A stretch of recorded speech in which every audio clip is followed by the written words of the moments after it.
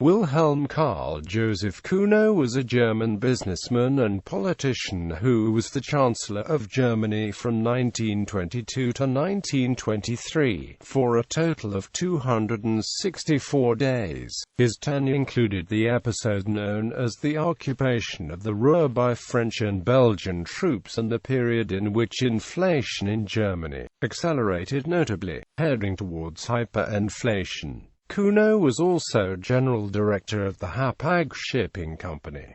Early life. Wilhelm Carl Josef Cuno was born on the 2nd of July 1876 in Suhl, in what was then Prussian Saxony and is now in Thuringia. He was the son of August George Wilhelm Cuno and his wife Katrina Elizabeth Theresia and Qt Dasker. In 1906, Cuno, a Roman Catholic, married Martha Berta Wirtz, daughter of Hamburg merchant Hugo Wirtz.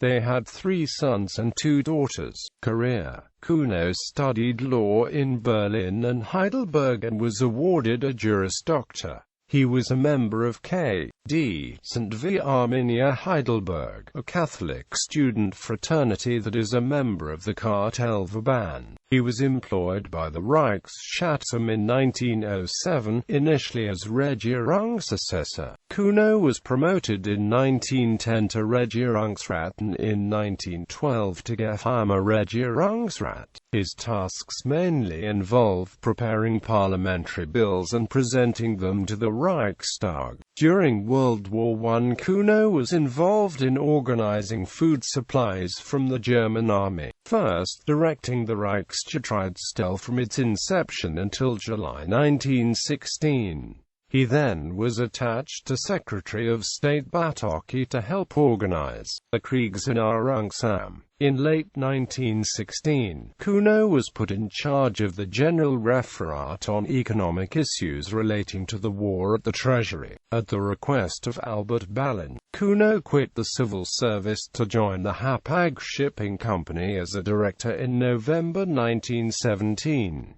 After Ballin's death in November 1918, Cuno was promoted to Hapag's General Director in December. As an economic expert, Cuno participated in the post-war negotiations on the armistice, on reparations and peace terms, as well as in other international conferences, including the one at Genoa, which he left in protest after the signature of the treaty with the Communist Soviet Union. Cuno was also an important negotiator in talks between the German shipping firms and the government, regarding compensation for the merchant ships delivered to the Allies under the terms of the peace treaty. In 1920, Cuno led Hapag into an alliance with United American Lines, helping to re-establish Hapag as a passenger line. He also unofficially represented the Reich's foreign policy interests during his travels abroad. Chancellor. Cuno rejected several proposals to assume the post of Foreign Minister and Minister of Finance, but agreed to form a cabinet after the resignation of Joseph Wirth's second cabinet. Cuno was appointed Reichskanzler on the 22nd of November 1922 by presidential decree and without a vote in the Reichstag. He was the first chancellor in the Weimar Republic who was not a member of a party. Politically, he was quite far from the president, Social Democrat Friedrich Ebert, who selected him as chancellor. Cuno had a somewhat aloof position towards the Republic and its parliamentary system. He held the Reichstag in fairly low esteem and felt the bickering between the parties to be distasteful. Cuno formed a government mostly composed of non-party economists and members of the German People's Party, German Democratic Party, German Centre Party and Bavarian People's Party. The government was referred to alternatively as a Geschäftsministerium, Regierung der Wirtschafter Cabinet der Persönlichkeiten, emphasizing that it was not the result of an explicit coalition between the parliamentary parties.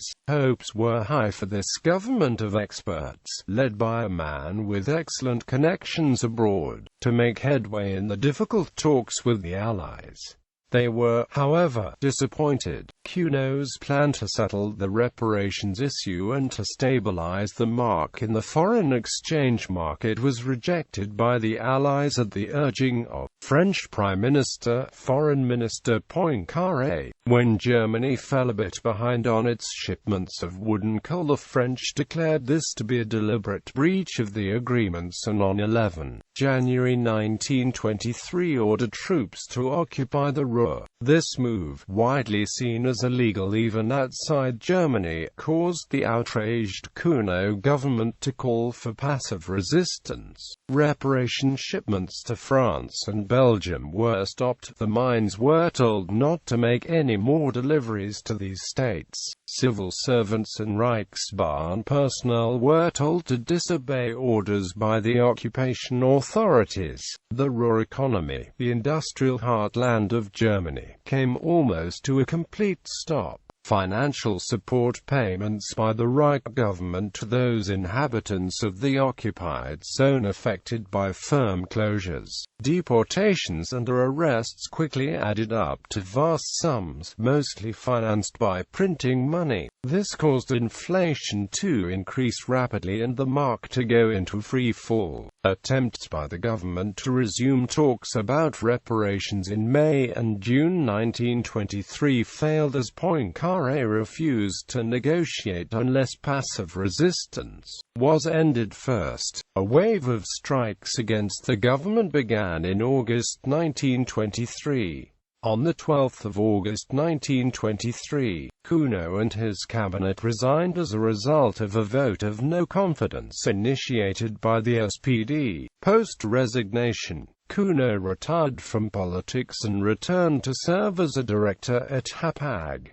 In 1926, he once again became Director General. He was involved in negotiations about the release of German property impounded in the U.S. during the war and in working towards the merger with Norddeutsche Lloyd. During the 1925 election for Reichspräsident, Cuno was outspoken in support for Paul von Hindenburg rather than for the Catholic candidate of the Centre Party, Wilhelm Marx. Cuno died on 3 January 1933 at Müller near Hamburg.